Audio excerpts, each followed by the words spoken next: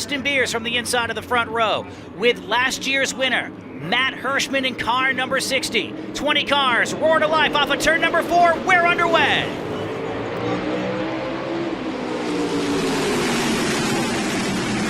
Beers going to get the jump on the pole. Hirschman's going to try to cross him under, and they're side by side for the lead on the backstretch, entering turn number 3 at full song with Hirschman on the bottom. Beers up top off of turn number 4. Lap 1 to last year's winner, Matt Hirschman. And you can feel the draft already starting to come into factor as they enter turn number 1, full song, nearly 150 miles an hour. And now single file going into turn number 3. Justin Bonsignore rides in third, and car number 23 moves up to 4th. That's Carson Lofton. Big moment there off the corner for Bonsignore as he and Lofton almost got together. They almost touch again in turns 1 and 2. That's Bonsignore on the bottom, inside in the white 51. Outside, Carson Lofton defends the spot in the red 23. With championships coming down to a single point. First, Kyle Bonsignore, a little bit out of shape. Car number 23 still under full power, but losing a bunch of time. He falls back just a little bit, right in front of Joey Coulter. Now eyes on Austin Beers in car number 64. Beers right down low. Bonsignore right behind him, trying to get to the front. Remember, last week at Thompson, he picked up an extra point by leading the most laps. You never know when that point is going to make a difference in your championship hopes. Say he wins by 1 championship point after Martinsville next week. That's where the point could have possibly come from. Now it is up to Silk to try to get by another young gun in the field. In fact, 2 of our youngest drivers in the field, nose to tail, and Lofton up top in the 23. That's Silk and the silver 16 on the inside trying to get by. And he knows there's now a 1-car buffer between he and Bonsignore in terms of the top 2 in the championship. While the race stays green, we've seen Andrew Krause and Melissa Fifield come to the pit area under green flag conditions. Keep you abreast as if they rejoin the race. The top 3 tighten back up off 2. This is really starting to look like Darlington through turns number 1 and 2. You'll watch the drivers next time wash up the racetrack, nearly touch the wall between 1 and 2. Austin Beers takes a peek to the inside, gets back on the back bumper of the PD Motorsports number 60, but all 3 drivers again washing up a little bit, but getting a great bite off of turn number 2. Here comes Justin Bonsignore. That's something that's been a bit of a theme all weekend long here at North Wilkesboro Speedway. Perfecting the yard of the middle of turns 1 and 2, getting a late apex from the center off, and being able to drive up alongside the competition like Bonsignore just did a lap ago. He'll try the same move on Hirschman off 2, and he closes up to the back Nerf bar at the 60. No big surprise, Eric, that some of the drivers who ran or are running in the top 5 early on all had experience last night on this brand new surface. And here's the battle for the lead. Justin Bonsignore wasting no time, nearly touching the number 60 of Matt Hirschman, and they'll go at it again at a turn number 3. Just as we saw 24 hours ago, less than 24 hours ago, these 2 battling for the top spot at North Wilkesboro Speedway, and the whole pack is starting to accordion back together now that the top 2 are fighting for the lead. Is Justin going to try the outside? No. A mini crossover move. He gets the whole shot going into turn number 3. They're side by side, put the 51 to the lead off of turn number 4. Hirschman trying to fight back on the outside, and at the stripe, Bonsignore is going to lead that lap by half a car length and cement the lead, sliding up in front of the bow of the 60 in turn 1, while Hirschman cuts the car back to the inside. Lap number 11 shows that Justin Bonsignore goes to the lead. And much like Matt Hirschman, they raced here last night. The difference being the PD Motorsports number 60 was the actual car that raced last night, where Justin racing a different number 51 here this afternoon. But same result for the driver who picked up the win last night and took the ride in the elevator. Now it's up to Hirschman to try to hold on to second by that of the pole sitter, Austin Beers, who's hounding the backside of Hirschman down the front straightaway. And since Bonsignore was able to get sole possession of the race lead, the pack of cars that were starting to gather behind him kind of got spread out a little bit as Silk looks to the inside of Lofton for 4th. Ronnie Silk can waste 0 time. He comes into this race with a 5-point advantage, and throughout the afternoon, we'll be keeping an eye on the trending points as it sits right now. Ronnie Silk still the point leader, but just by 1 or 2 markers. Think of this. They started the season in February at New Smyrna, and they're only a handful of points apart, and something tells me the way these 2 drivers have been running all year, we're going to go into the championship race separated by 2 or 3 points, maybe even closer. Silk and Lofton still side by side as Beers trying to get by Hirschman for second, but to no avail. Lofton's doing a great job trying to make that high line work as Silk starts to edge out in front off of corner 4. One of the most amazing stats coming into this race in terms of that championship battle. The top two in Silk and Bonsignore, even though there's a 5-point separation, they both have the same exact average finish with 4.4. Bonsignore trying to better that as he is out in front of this field, and Silk was able to get by the youngster in Lofton for sole possession of 4th. Many would call Tyler Ripkema a youngster, but now 27 years of age, not the new kid on the block anymore. Right in front of him is the driver who is third-generation racer Luke Baldwin, who last night picked up a championship in the Smart Modified Tour. Did not celebrate. Think of you as 18-year-old you. You win a big race championship. What do? Well, you celebrate till the wee hours of the morning. No, not 18-year-old Luke Baldwin. He made sure he got 7 hours sleep last night and out here trying to earn respect amongst the drivers in the Whelen Modified Tour. Guy's got a great head on his shoulders. He's got a fast race car and swings up right in front of Tyler Ripkema. Nearly lost it that time. Trying to cut the car down to the bottom to get that good drive off turn 2, and the back end just would not cooperate as Ripkema now tries to stick a wheel to the inside. They just about touch at the start-finish line. Ripkema still committed to the bottom with Patrick Emmerling watching on. Patrick Emmerling needs something to happen, and he needs it to happen sometime in the next half an hour to 45 minutes. He comes into this race 21 points out of the point lead.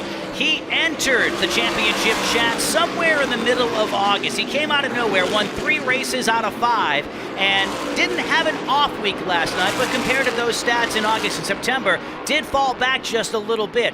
Again, comes in about 21 points out, needs to have the drivers in front of him have a really, really tough day.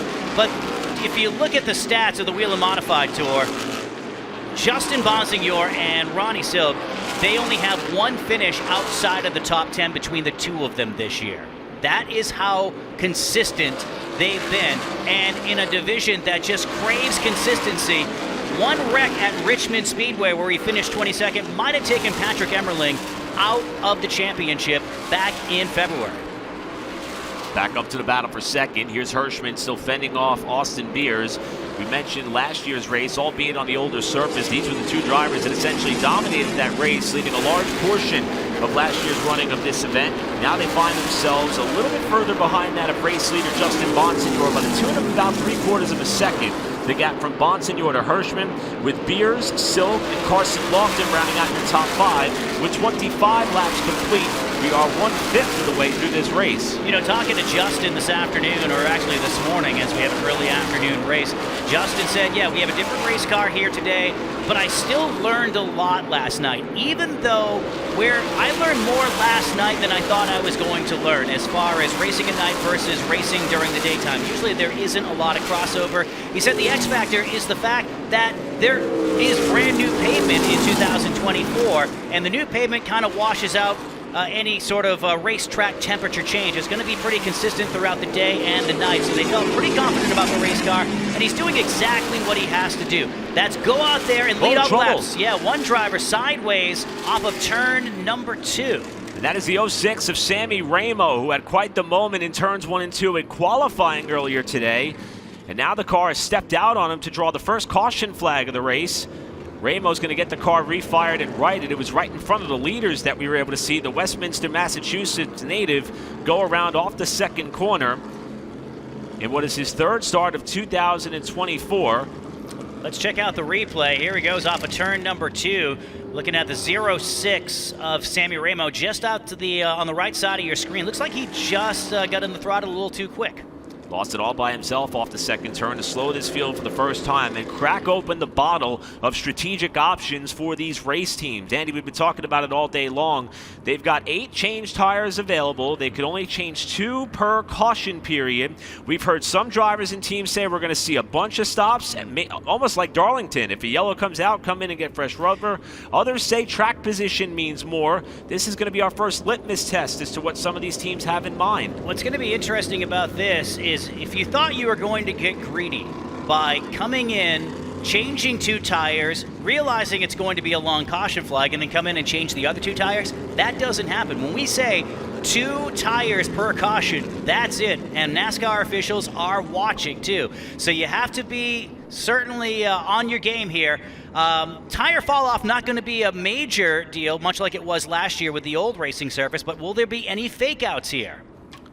A little bit of trickery throughout the top 5, and the first taker maybe was going to be that of Tyler Ripkema. He thought better of it, and it's going to be Luke Baldwin who's the first to dive to the pit lane under this first yellow flag that flies after the spin by Sammy Ramo off turn 2. So he's going to be the guinea pig in this one.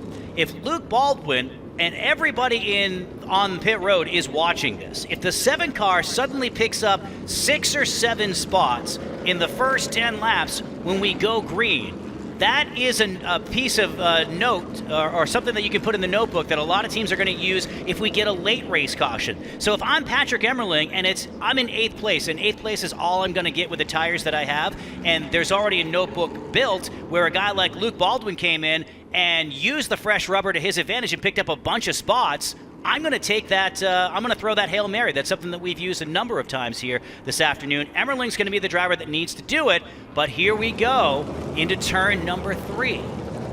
So the first trip around was for cars that wanted to top off on fuel. Here comes the rest of the field, and we see many teams with tires up on the wall after just 25 laps of green flag competition, 30 laps in the books now. Justin Bonsignore, the race leader, leading everyone down to the pit lane. Remember, Bonsignore lost the lead last week, and Thompson, after a problem on pit road, battled back to win the race. The team is going to try to execute to perfection here to keep the lead if possible. So I misspoke on that one. Is that consistent with all the caution flags where the first lap under caution, it's only for drivers that want to top off fuel? Okay. That's what it appears. the 7NY right. Came in for tires as well. Because I built up the whole story and like, wow, look at that. And it turns out he was just topping off. All right. Well, that's all right. People are going to be taking a big note on what we have here and whether they're going to pick up their lap times here in the next 10 laps once the green flag flies again. No major change on the racetrack. You have the 51 of Justin Bonsignore, followed by the number 60 of Matt Hirschman. Then there's Austin Beers, your top 3. But one driver stays out. That is Chris Hatton out of Ormond Beach, Florida, in the Generac number 09. And lights are out on the pace car. But no, we're still, the Whelen caution lights are still on. So Hatton was in fact a lap down, so he may be waiting for the free pass to get up to and by the pace car. I believe Chase Dowling is going to inherit the lead by virtue of being the only car that did not stop on this wave of pit road being open for the first time on this first yellow. All the while, the number 77 of Ryan Newman has come back in to top off on fuel as well. And Newman wasn't very happy with his race car. He said the short run was really, really good. If they could get something better on the long run, then they would really have something for the field this afternoon. But an extra stop for Newman might pay dividends later on. And with Chase Dowling as the driver who didn't stop, he's going to be the guinea pig to see if the rubber actually stays. We're getting word that the race leader coming in did in fact take fuel only in that of Justin Bonsignore, who cycles out unofficially into the 4th position. Behind that of Dowling, Hirschman, Austin Beers, then Bonsignore and Silk, 4th and 5th respectively. Once Hatton gets waved around the pace car, and now Dowling appears to be signaling that he's going to come this time through.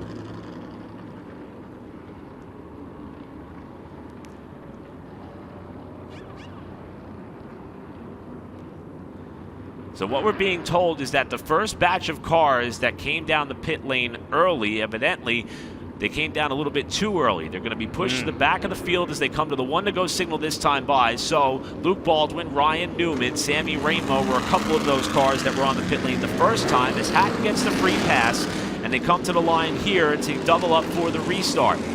So with Dowling ducking to the pit lane, the final time through, they're still changing tires on the Roxbury, Connecticut natives number 44 car as the lights are out on the pace car and they're on the back straightaway getting set for the restart, and Dowling's going to be able to break away just in time.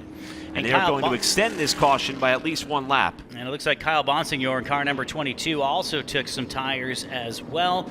Dowling picks up the back of the field, which puts Austin Beers up in front in car number 64. So it's a reboot, if you will, of the initial start where you have Beers on the inside and Then Hirschman up in the second position.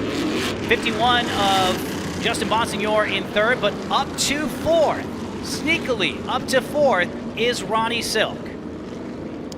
Championship points battle coming down to the final 2 races. Top 2 in points side by side in row number 2 for this restart. One thing that's important in the championship battle, remember Justin Bonsignore has led a lap, Ronnie Silk hasn't, so there's an extra point for the 51, as the separation looks like it's unofficially 3 points right now. That's just us doing simple math.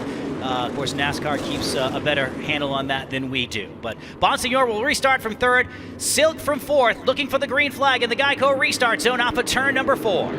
Austin Beers brings us back down for the restart as they come to the line to complete lap 36. We're back underway with Beers trying to slide up, but not quite clear of Hirschman off the corner, who's got a great run off turn 2. Does the 60 car. That's all it took for him to really get a good run through turns number 3 and 4. He keeps the speed up. Here comes Bonsignore on the inside. They'll drag it back to the start-finish line. Beers will nip Hirschman at the line, half of the lead back into turn number 1. Hirschman's not giving up, though, up in that top groove in turns 1 and 2. What great racing at the head of the field amongst the 2 drivers who led us to the green flag just like this, with Beers the leader, Hirschman second. Hirschman running way wide off turn 4, and it's almost a dead heat at the line. They nearly touch tires going into treacherous turn number 1. You'll see both drivers swing wide. They stay off of each other, which is a testament to their talents, and they'll try to get to turn number 3. Remember that you're going uphill towards or off of turn number 2 to turn number 3. That's the way this track was built.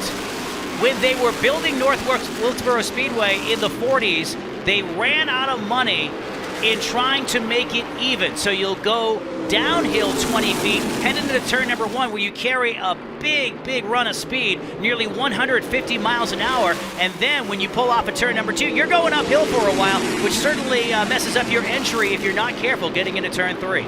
Chris Hatton Jr. was off the pace. He got back to the pit area safely. Bonsignore up to second around Austin Beers. Looked inside, looked outside, going to try inside again off turn 4. Here comes Justin Bonsignore. Set the pace in the early stanza of this race and wants to do it again.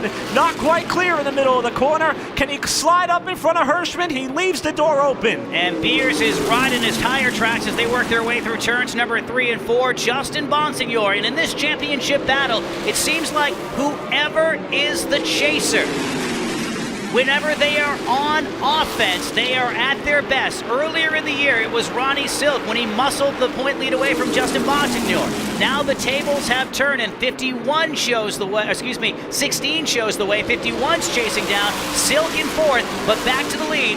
It's Justin Bonsignore off of turn number 2. Here's Beers trying to set up Hirschman. Got that late apex off the second corner, but couldn't get enough of a run to be able to make that move down the backstretch. Out of the picture is a driver that you really want to keep an eye on, who had a great pit stop, is Luke Baldwin. Baldwin is making his way through the field. He is slicing his way up through the top 10, currently behind car number 23.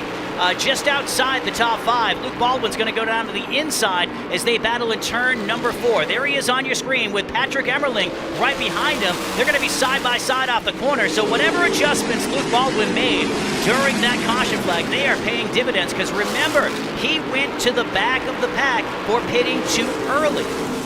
These 2 very good friends off the racetrack, the 7 of Luke Baldwin, the 23 of Carson Lofton. They're part of a generational family of racing team, and Baldwin slides off of turn 4.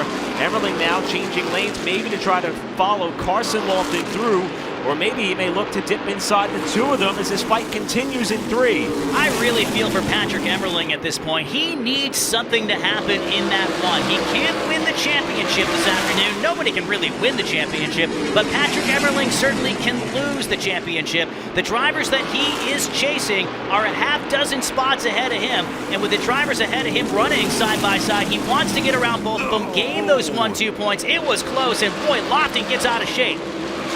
Emmerling was trying to get up and around Melissa Fifield. It was a little bit slower on the bottom of the racetrack and had a decision to make, and that was to dart up high, kicking Lofton up into the marbles.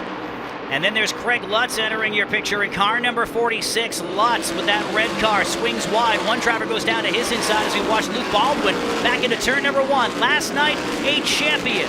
Talked to Luke this afternoon. and asked him if he had any memories of his grandfather, Tom Baldwin, racing modifieds. He wasn't old enough to experience that, but due to the beauty of YouTube, has gone back and watched a lot of his grandfather's racing. And that legendary number 7 continuing the tradition coming up through the field. Third of the way through this race for the Brushy Mountain Powersports 150 at North Wilkesboro Speedway. Justin Bonsignore leads. Battles continuing all throughout the top 10. The margin between Bonsignore and Hirschman a little under half a second, with Hirschman second, Beers third, and Ronnie Silk in fourth, with the points looking to take a pretty big swing should the running order stay as it is, with now under 100 laps to go.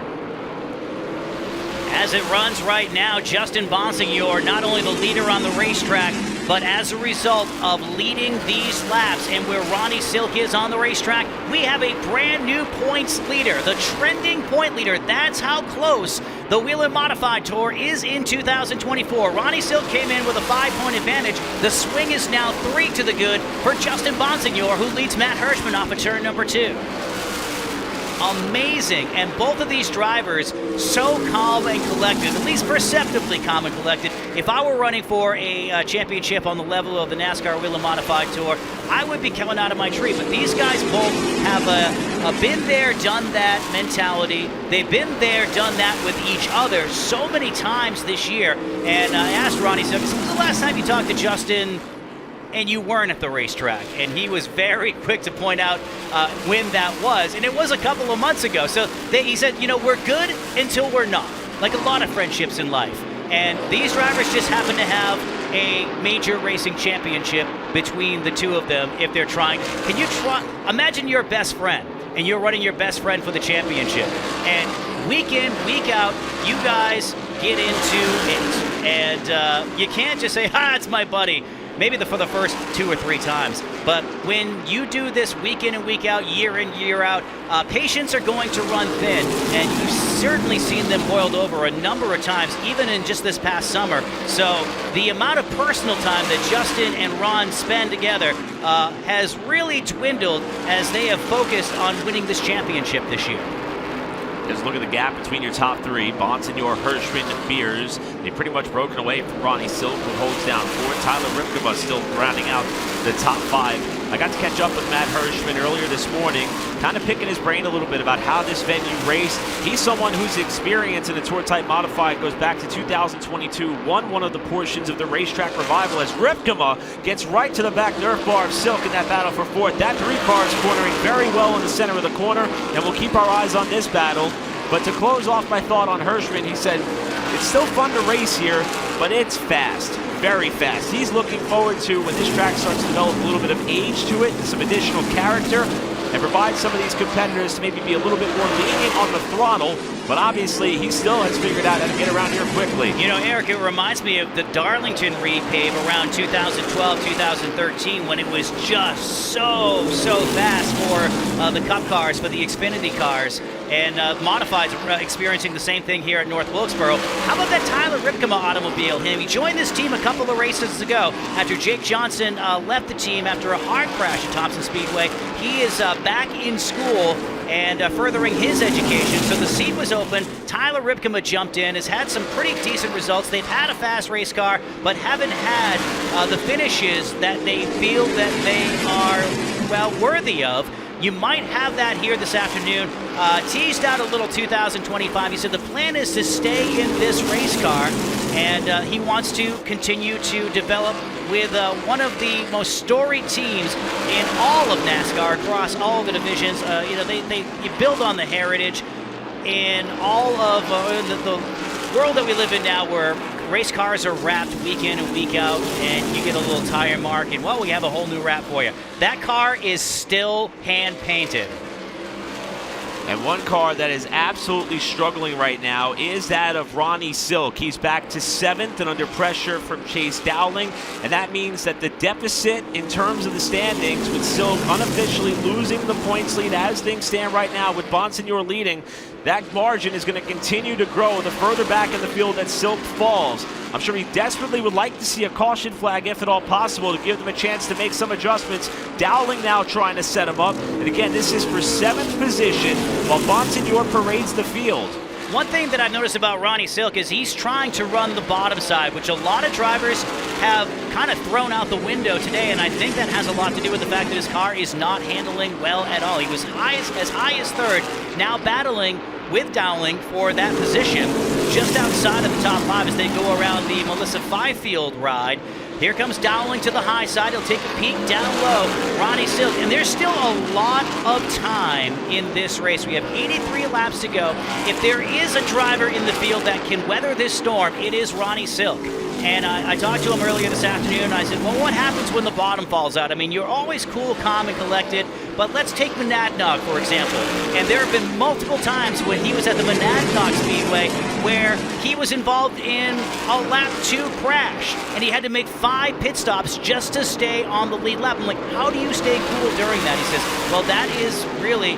that's where you have to earn the reputation. It's easy to be cool when you're running in the top 5 and contending for wins every single week. But when you have an afternoon like that, that's where you really solidify your reputation, and your patience is certainly being tested, much like Ronnie Silk is this afternoon. Because even though he's on the lead lap, even though he's inside the top 10, it's not nearly where he wants to be. He's almost back in Patrick Emmerling land. Actually, no, excuse me. Emmerling's ahead of him on the racetrack. The number 1 car up inside the top 5. But Ronnie Silk not having a great afternoon as we go back to the battle for second.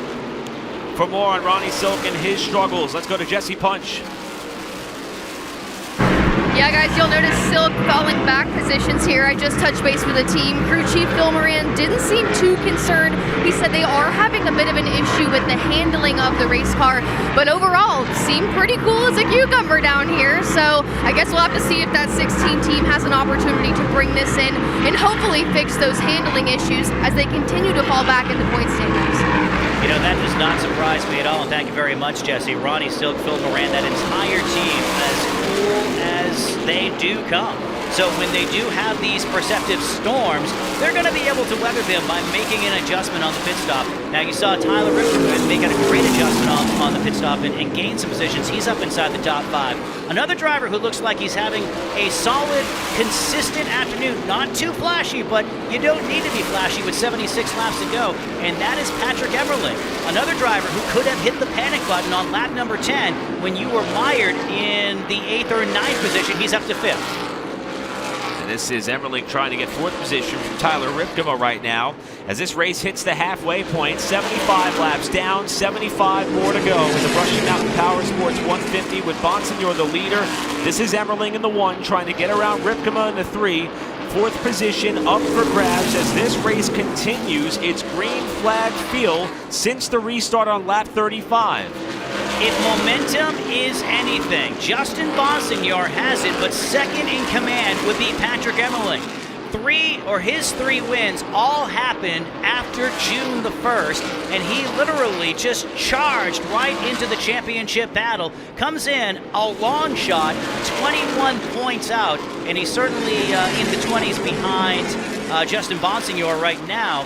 Probably within the upper teens on Ronnie Silk as that continues to flesh itself out. So mathematically, he'll go into Martinsville with a chance at the championship, but he really needs big things to happen here this afternoon. He's the driver who needs to win. He needs to get the 3-point bonus for the win. He needs to lead all the laps to get the 1-point bonus. But right now, that's going to Justin Bonsignore in that 51. Battle for second, left side of your frame as Beers rips the bottom. They work their way around the 18 of Ken Hagee's car on the front stretch. And that battle for 4th, right side of your frame with Bonsignore well into the tail end of the lead lap field, just up the road of the 2 you see on the left side. Hirschman nursing about a 2-car length advantage. It'll be 70 to go next time by. Hirschman appears committed to the top, while Beers is more willing to try to get that car to wrap the white line on the inside of 3 and 4. Now we'll take a different approach to turn number 1 as they get up to the backside of Sammy Ramo, who just fell a lap off the leaders. I'm really surprised to see Ramo have the run that he is. He was strong last night. Of course, it was a drama-filled race for the Smart Modified Tour. Now, here in the Whelen Modified Tour, the cars are, again, Tour-type modified, so not much difference. A little difference in the rules. So some drivers who raced last night, racing with the same car they entered last night with. Ramo, not even the case, racing with a different team. Austin Beers now has a great shot off of turn number 4. He's really pulling off the corner. These two have been virtually inseparable since the drop of the green flag. Started on the front row together, and here's Beers again trying to get that late apex and cut off of turn number 2. The closest battle for position on the racetrack right now is for the runner-up spot. Beers with another look down low. Can't make it happen, and this is happening about 1 full second behind Bonsignore. I was talking with Beers earlier today, and he said you really set up the middle of turns 1 and 2 at about the start-finish line because you're carrying so much speed going into the corner that you have to actually roll out of the throttle earlier than you want so you can jump on the throttle quicker off of turn number 2, and you have to set up turn number 3 differently than you do 1 because, as you can see on the camera, you're going uphill slightly, about 20 feet by the time you get back to turn number 3. And boy, now he's going to try to use the lap car of Joey Coulter as the pick. Here we go off of turn number 4. Beers can't get there. It's still Hirschman back into 1. Beers has no choice but to follow Hirschman around the top side of Coulter, who falls a lap off the leaders. As is that of Tim Connolly and the Mystic Missile just up the road. Tim and team had to thrash to get this car repaired. They had wrecked pretty hard on the front straightaway in last night's Smart Modified event. And after that impact, the team had to spend 3+ hours at the facility trying to get the car race ready. He just fell 1 lap down, but is still having a great run as he runs in 14th spot with Bonsignore, the pace setter. You know, you gotta love a story like Tim Connolly, who has so much, so many starts here on the Modified Tour and such a rich history within this division. And, you know, running the Mystic Missile, that is the actual Mystic Missile race car that he bought from Bob Gambarino back a few years ago, and really just keeping the tradition alive here.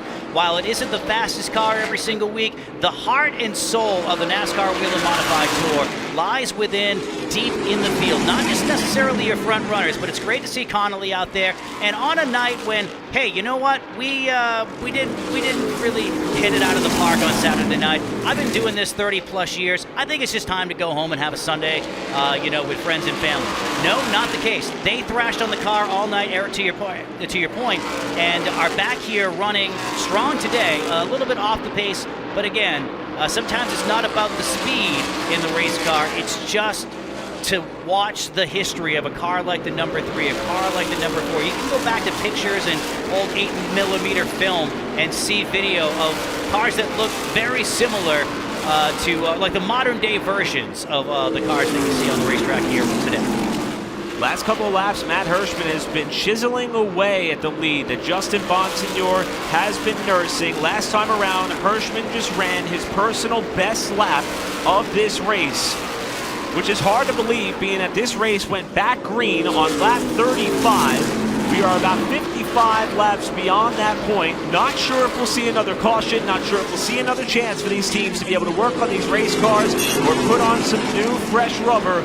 But Hirschman is evidently turning up the wick as he goes faster yet that last lap, and it's now down to 0.7 of a second, trying to cut into Bonsignore's lead. And let's see where he's really picking up on the racetrack. Let's see if it's going into turn number 1, as this time Bonsignore catches the lap car of Ken Hagee in an inopportune place, and Hirschman is marching. He is shaking off Austin Beers. Beers has either faded a little bit as we go back to the battle for 4th position. Patrick Emmerling closing in on Tyler Ripkema. Old Blues doesn't swing wide, stays about the middle of lanes 1 and 2, but that's not enough for Patrick Emmerling. Emmerling needs big things to happen this afternoon, and that's a big move. Car number 1 making his way to the front, slowly but surely. A great consistent afternoon. If we get a late race caution and the car is coming to him, Emmerling could be a driver that could steal a victory and really make it a 3-way race for the championship on Saturday.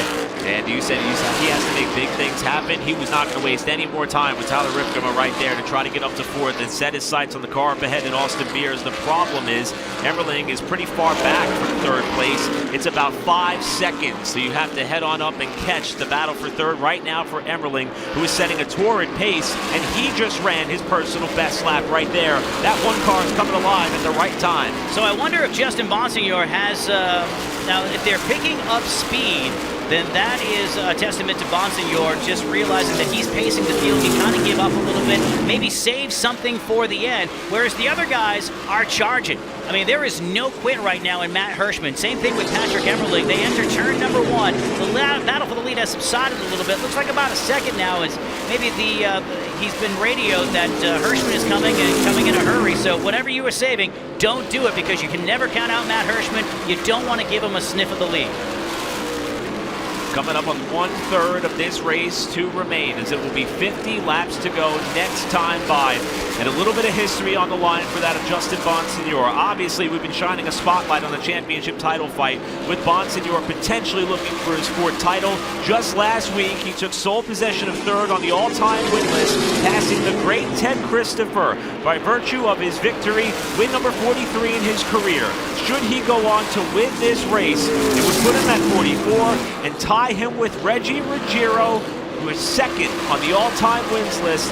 Still has a good way to go to catch Mike Stefanik, who holds top honors with 74, but it could be back-to-back wins and back-to-back steps up the rung in the all-time win ladder for Bonsignore if he can hang on. Great point. And talking to Justin this morning, and they went through a bit of a drought in the midsummer stretch, and I say drought, they win, 5 or 6 races without winning. Most drivers would love to have that, but I'm sure it gnawed a little bit at him that he wasn't stacking up and making, either a pass on Christopher or closing in on Ruggiero. He says, I don't think about it too much. We're here to concentrate on the race. We're here to concentrate on 2024 and the championship. But when you start to look at the stats don't lie. And the pedestal that we put Mike Stefanik and Reg Ruggiero and Teddy Christopher well deserve to be up there in the top 3. You forget that Justin Bonsignore has been at this for 15, 16 years, and he is a 3-time champion, and he is starting to get to the point in his career where his stats are really starting to elevate his status as a legendary regional competitor. And he will be held in the same regard, in the same breath as those drivers too, because when we grew up, we think of the veterans who competed for 15, 16 years, and they seemed like the old guys. But now Justin Bonsignore has been there for the same stretch and is yielding the same results in an ultra-competitive Whelen Modified Tour.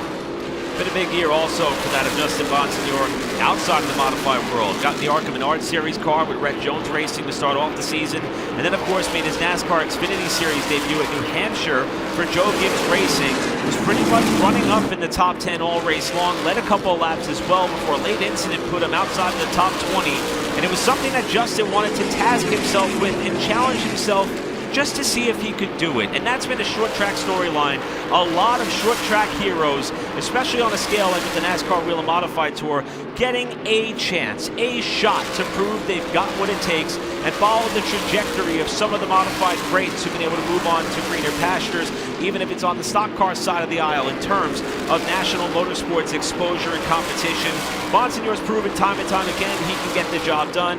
Now we're going to see if he can do it here at North Wilkesboro with the Whelen Modified Tour, as he is in some heavy lap traffic. Yeah, to your point, when he got in that ARCA car at Daytona, he was up front. As you mentioned, he did not have the outcome that he desired that day, but they knew he was there. Same thing with New Hampshire. Ran in the top 5, led a couple of laps. Didn't get the result, but that was not of his own doing, and they knew that he was there.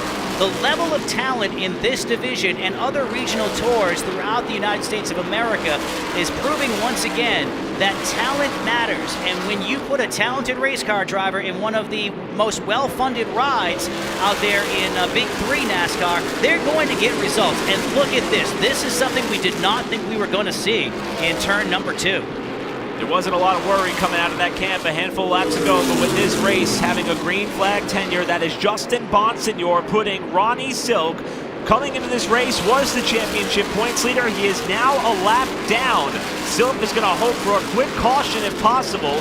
Luckily for Silk, Bonsignore's got a good ways to go to catch the next car, which would be Chase Dowling in 7th. But the other thing is you might want to look at Bobby Labonte right behind Ronnie Silk as they battle for that free pass position.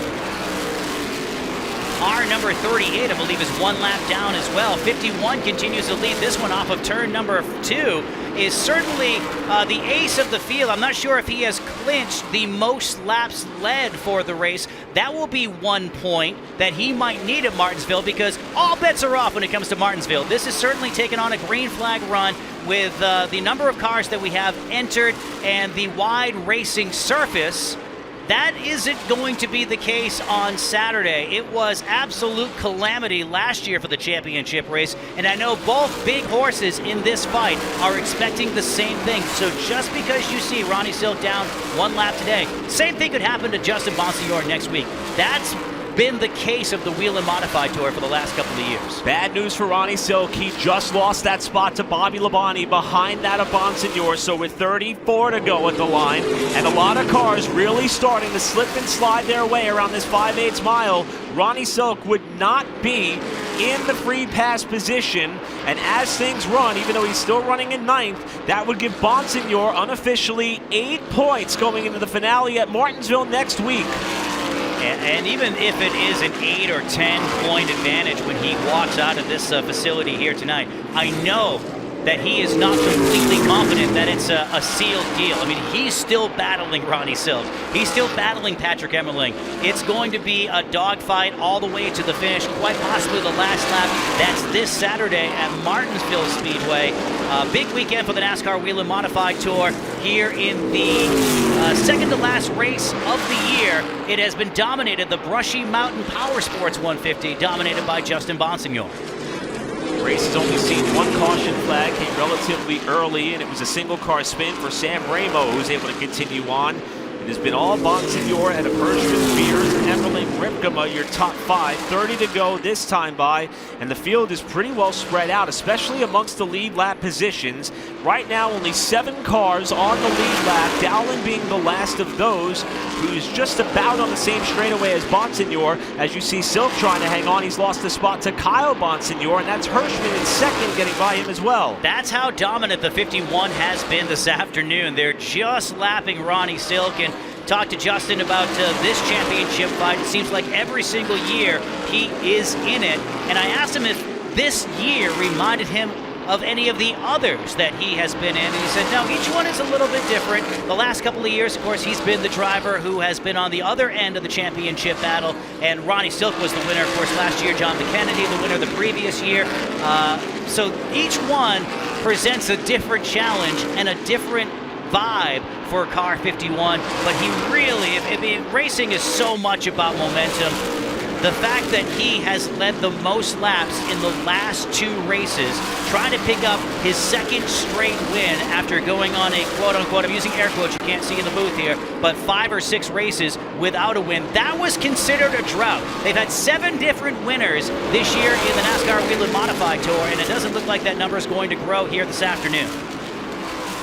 Ronnie Silk doing some pretty sportsman-like things in the middle of the pack. He pulled way over to get out of the way of Austin Beers, who was running 3rd in this race. However, the bleeding has not yet stopped for Silk. He's fallen back to 10th. Next car behind him is that of Carson Lofton, who is starting to close up on Silk as well, as he may be in danger of falling out of the top 10 for the first time in 2024. Ronnie Silk trying to keep that streak alive. And this is the gap from Bonsignore all the way back to Hirschman. On the stopwatch, it's 5 seconds. On the racetrack, more than a straightaway. Bonsignore putting on a clinic. We are in the final 25 laps, inside the final 24 laps now of this race. You look at Ronnie Silk, who rides in 10th, and that has been his kryptonite this year. He has 3 other 10th place finishes, 1 at Monadnock, 1 at Lancaster, and 1 at Loudon. Those are his worst finishes of the year. This could be the first race of 2024 that Ronnie Silk finishes outside of the top 10. But to your point, a gentleman's racer, even on the worst day of the season for him, racing unselfishly and realizing that it isn't his day. Some would say Bugsy's way if you've read the Bug Stevens book. Racing Bugsy's way. It's not my day. I know there's a lot on the line, but I'm going to let the drivers who have a shot this afternoon have their shot, because I need those goodwill chips on the days that I'm up front, and I need the drivers to possibly move out of the way if they're not having a bad day, and that could very well be the case in 6 days on the championship Saturday. This is Hirschman getting around Labonte, who again is a lap down is that of Bobby Labonte in that number 38 car. Scored in 8th as that car is coming alive late in the going. And there are a lot of ill-handling race cars right now coming off the corner. Can we go 20 laps clean and green to the finish? Or will we see our second caution that will ratchet this field up and erase what has been a dominant effort for that of Bonsignore to this point, who is now on the back nerf bar of Luke Baldwin, who runs 7th. Yeah, 7 of Baldwin probably needs another caution flag. Matter of fact, I think everybody besides Justin Bonsignore and possibly even Matt Hirschman need a caution flag at this point. A lot of drivers screaming on the radio. They're a little bit out of shape. They're running like it was Wilkesboro before it was repaved, and that pavement went from the early 80s all the way up until 2023, 2024. It continues to be Bonsignore as he makes his way off of turn number 4. You know, you mentioned Bobby Labonte running in 8th. He ran in the top 10 for the balance of the race last year until there was a late race incident that regulated him, didn't give him the finish that he wanted. What an interesting turn in his career after his championship in the NASCAR Cup Series, and you know, he NASCAR Hall of Famer, goes open wheel racing and runs the Smart Tour and occasionally runs here on the Whelen Modified Tour, and you can tell just absolutely has a blast doing it. You go out, you make your money, you not pad your stats, but you make your stats, and then you go have fun. So his racing retirement has been nothing but joy, and Bobby Labonte having a great run.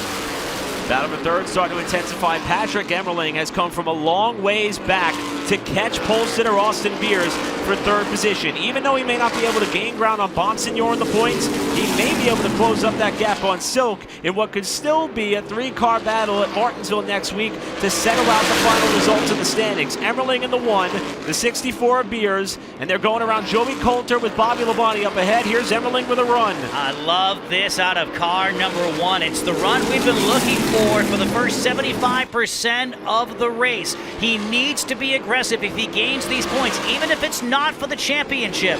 Second place and third place, the gap between that and the prize money is significant as well. So not only is he just running for precious points, but the prize money that goes along with that point fund, and also pride too. He goes down to the inside, has a good look at Austin Beers, who's up behind, well, I believe that's Bobby Labonte in the 38 as they make their way back into turn 1.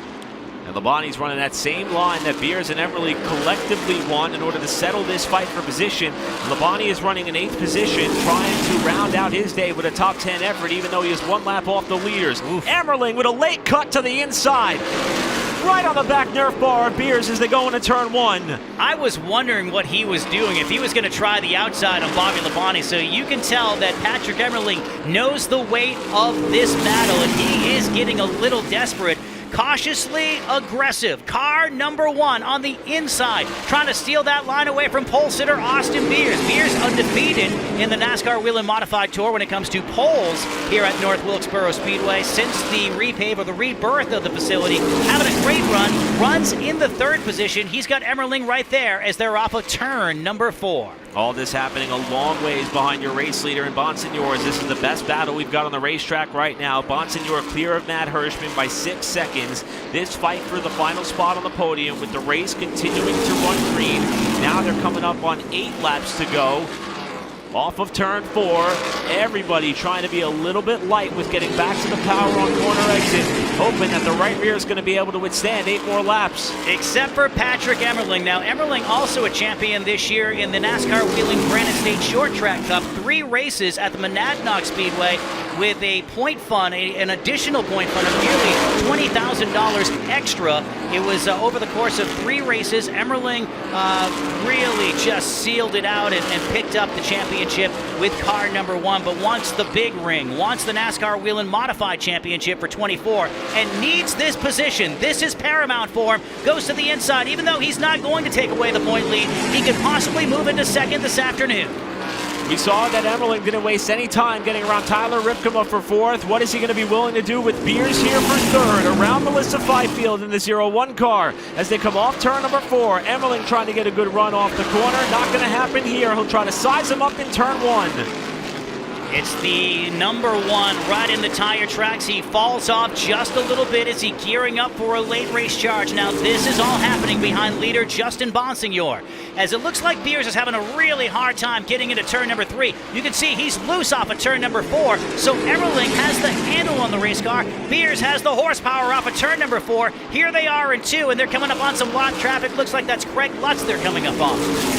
Good, now working their way through 3 and 4. Here comes Emmerling again to the bottom. They're coming up on the 06 of Sammy Ramo, who is a couple of laps down. Ramo running in the middle of the road right now. Emmerling going way up towards the outside retaining wall to get a good off the corner. Bonsignore is going to come to 2 to go. This is the battle for 3rd and 3. Justin Bonsignore led the most amount of laps last week to really get in the fight at Thompson Speedway. He picked up the victory. It was victory that got him past Ted Christopher on the all-time leaderboard. Now he's going to tie Reggie Ruggiero if he can hold on for the final lap and down the back straightaway in the Brushy Mountain Powersports 150 here at North Wilkesboro. The championship will be decided on Saturday, and it's going right down to the wire with a brand new point leader and winner in Justin Bonsignore. Bonsignore, the winner, going to take command in the title fight. Here's the battle for 3rd off the final corner. Everling to the bottom, but can't get there. Austin Beers holds on for 3rd behind Bonsignore, the winner, and Kyle Bonsignore has a problem off the final corner.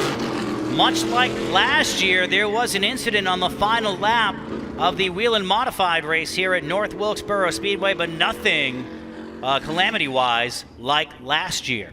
So last night, he took an elevator ride. This afternoon, he gets the same ride. But nighttime meets daytime.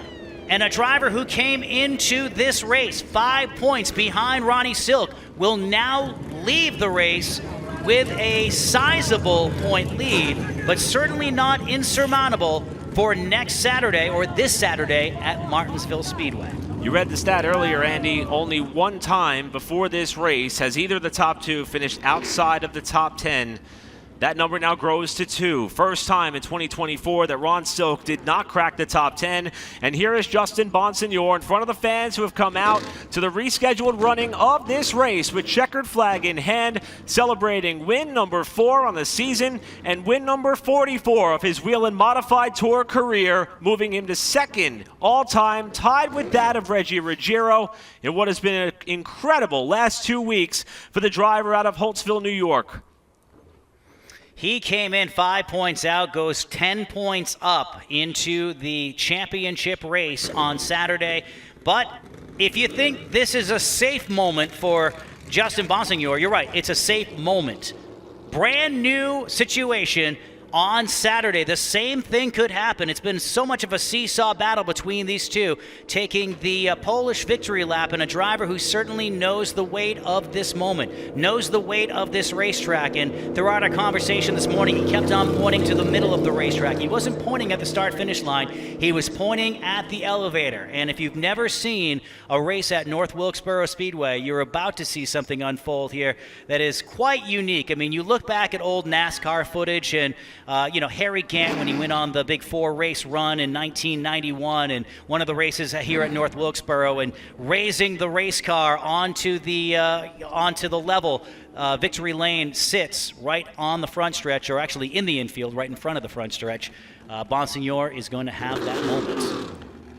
Not that long ago, Justin Bonsignore did just this. Rode the elevator ride up to the top at Victory Lane after winning the 99-lap Smart Modified Tour event that was held here. This is going to be the first time he gets to do this in Whelen Modified Tour competition. He definitely knows the parameters of the race car to drive it up on the lift. No problems at all for that team.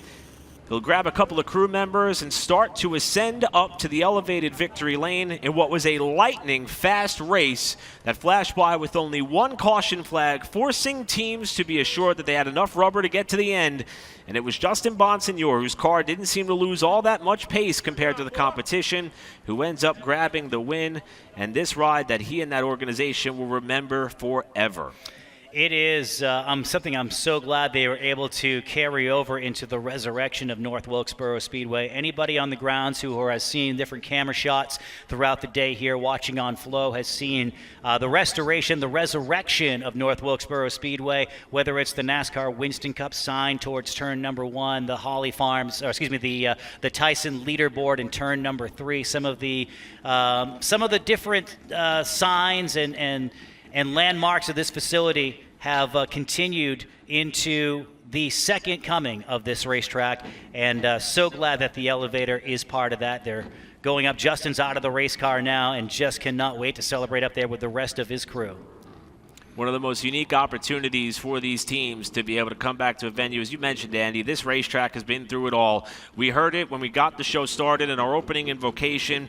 This track that broke ground back in 1945, opened in May of 1947, and then shut down in the mid-90s. It did come back to life in 2010 and 11 for some independent events, but all around, the earth started to take this facility back, and it was a monumental effort by many parties, especially those at Speedway Motorsports Incorporated, to be able to get this racetrack back up and running in 2022. Tour-type modifieds were part of the program then. The NASCAR Whelen Modified Tour joined in 2023, and now on fresh pavement with a new style to attack this 5/8 of a mile oval. The drivers have been challenged for 150 laps, and for the second running of this event over the course of the last 2 years, first time in his career, Justin Bonsignore is going to be pulling into victory lane as a winner at this facility, taking over the points lead in the process. I believe the first time he has had the points lead since the month of September. So a lot of the conversation this morning was the fact that it's a little different because I've been on the outside looking in, but going into championship night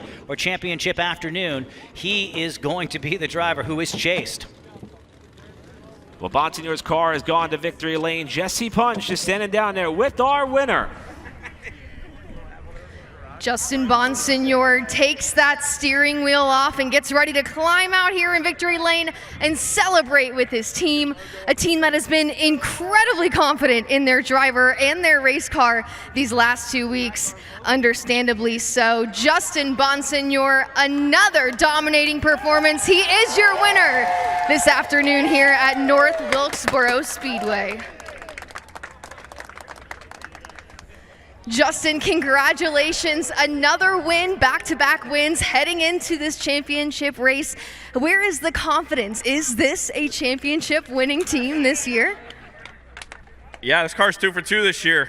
Brought it out right at the best part of the year, and just a great job to everybody. Ryan Stone been working his guts out, and these cars have been lights out. You know, one last week up at Thompson, one last night here, and it's just really special. Just can't thank Ken Massa and Janine Massa enough for everything they did. This is 15 years and 44 wins. It's just it's really special to do it, and to do it in that fashion today. I don't think we've ever had a car that dominant. This series is really tough, and just waiting for Matt to turn it on and start running us down. So just want to thank Phoenix Communications, Clearcom IT Solutions, Fury Race Cars, Robbie Yates Engines, M3 Technologies, the entire pit crew. This is a tough 3-week stretch here. To get these cars turned around. They're going to have to do 2 this week to go try and win this deal at Martinsville. So 44 is cool, but there's a bigger goal next week. This race didn't exactly play out as I think a lot of teams were expecting it to, not having an opportunity to change tires. What was going through your mind? Were you concerned at any point? Yeah, a little bit. You just don't know if your car is going to fall off a cliff or not. But yeah, our car just maintained those 18 O's, I guess it was, basically the entire race, and was just out there logging laps. DJ, my spotter, did a great job of telling me where other guys were running and making time, and I think that helped us as well. But just want to say hello to my son. I always forget him. He's now 0 for 3 in the last 8 days, so he's probably upset, even though he doesn't know anything. Yeah, he's only 10 months. But just want to thank everybody. This is really special, and I want to thank all the fans for coming out. I know this was tough with everything that's gone on in this region of the country the last couple weeks, and we appreciate the support. And on to Martinsville, I'm sure it's going to be a battle. Justin, quickly, you said this car's gone 2 for 2. Do we see it again? And if it ain't broke, don't fix it. Bring it to Martinsville? That's a pretty silly question, though. Yeah, Ryan and the guys are going to work their guts out to get this car turned back around. And last night's car is a backup just to be 2 bullets ready to go. Our car chief, Ryan Blanchard's probably going to be a little upset with all the stuff he's going to have to clean on 2 cars this week. if you don't know, he's our old spotter. He's a spotter in the Cup Series now, but he helps us in our shop. So just really special, and I'm looking forward to Martinsville. Can't come soon enough. Expect more speed in Martinsville from this 51. Congratulations, Justin Bonsignore. Enters this race second in the points. Leaves here 10 to the good, your points leader. What a weekend for Bonsignore and company. He mentioned 2 bullets in the chamber. He's got 2 race-winning cars that are coming back with him on the hauler to prepare for Martinsville. He mentioned the big turnaround. Obviously, it's a much different characteristic style of racetrack. But, man, momentum definitely on Bonsignore's side with the finale coming up in less than 1 week's time. And it does play into the fact that I think this is kind of a homecoming for this team, too. They are now based out of North Carolina, even though predominantly the NASCAR Whelen Modified Tour competes in the northeast of the country. They moved the race team down to North Carolina and have been commuting long distances for those races. So it's kind of neat to win one in your own backyard here. Boy, look at that trophy. That is unique. Similar piece of hardware that's been given out all throughout the weekend. Bonsignore is grabbing 2 trophies to take home with him. Unbelievable effort by he and that organization. Just 1 day ago, our NASCAR Regional Socials posted a little bit of a snippet of Reggie Ruggiero giving a peek into some of his past success with the Tour. Reggie has been one of the most outgoing characters of modified racing for several years, and he now has some company in second on the all-time win list. With Bonsignore winning this race, he'll try to tie it up with the title, potentially if he can get win number 45 next week at Martinsville. We don't have to wait long to see these cars back in action. Let's get some closing thoughts from our pit reporter today, Jesse Punch. Here's Jesse. Well, you guys said it. Less than a week from now, we will see the championship race for this series. And coming out of this afternoon, I still don't know who is going to be our champion. As you saw with Justin Bonsignore, things can change quickly. But what impressed me the most was watching that one team. After struggling last week at Thompson, they showed today that they are very much still in this. Although still a number of points back, they've got the ambition and they are not giving up on the potential to win this championship. Like I said, tune in at Martinsville, though, because you cannot count out Ron Silk or our points leader, Justin Bonsignore. It's a tight battle, and we'll find out 6 days from now who will be crowned the champion. Thanks, Jesse. And Andy, typically Martinsville produces a pretty large field. I think that we've seen the top 2 in Bonsignore and Silk already have their mulligan for the season. They both have to be on the attack next week. Bonsignore's got some momentum, but as Jesse said, anything could happen. Martinsville's going to be a must-see event. Momentum is everything in motorsports, and right now Bonsignore has it. They have the mojo. They have the vibe in that 51 team, but that vibe can be wiped out with a lap car. That vibe can be wiped out by a bad pit stop. We saw that happen last week with the 51 car. He was able to rebound and pick up a victory, but so many different factors into Martinsville. It's still anybody's race. Ronnie Silk did not have the afternoon that they set out for, but I'm sure that team will rally and be just as strong, if not even stronger. This might have rattled the cage for Ron Silk's team to really step it up for Saturday and come out swinging. An event that was well worth the wait by many. Hats off to all the teams, the series, who were able to step up in a big way by coming back to this area and provide many goods that are needed by those who were impacted by Hurricane Helene. And, of course, we are thinking about all of our friends down in Florida who were impacted by Hurricane Milton as well. Our hearts are with you all.